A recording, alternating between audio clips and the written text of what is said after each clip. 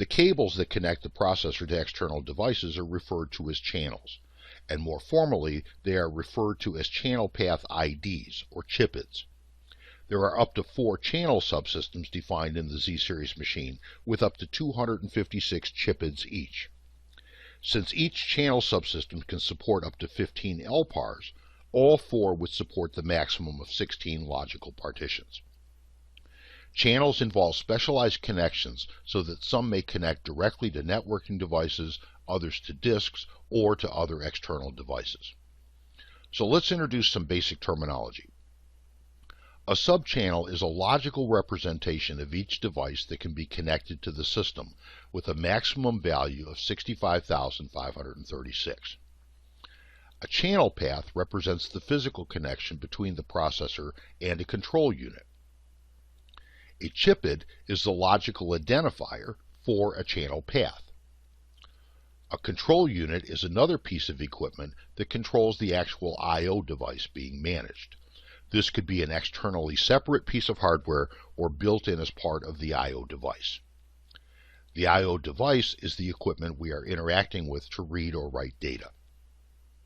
While some of this terminology may sound complicated, it is actually quite simple when we examine it more closely.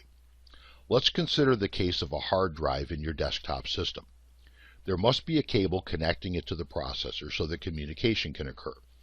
In addition, the cable must go into a specific port so that it can be identified, and the drive itself must be identifiable to the system so that we can select what we wish to look at, like the C drive or the D drive. So, taking the terms we just looked at, the subchannel simply represents the device that is attached. In the case of your laptop, a flash drive, hard drive, or even printer would be represented as a subchannel. The channel path would be the physical connection, while the chipid ID would be an identifier for that path. What makes this different from our hard drive example is that there could be thousands of drives accessible to the machine with multiple channel paths to get there. There will be many that are redundant to avoid delays, so each possible path must be capable of being identified, which is what the chipid does. The System Assist processor is responsible for determining how a particular device can be accessed and then finding an available path to get there. The control unit would represent the intelligence of the device to understand commands, while the I/O device would be the actual unit that performs the operation. A control unit may be responsible for only one I/O device or to manage dozens.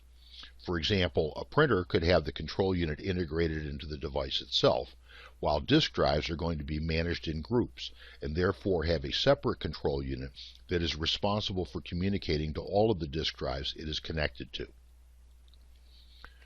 Another point to consider is that some devices can be shared between different units of work and others can't.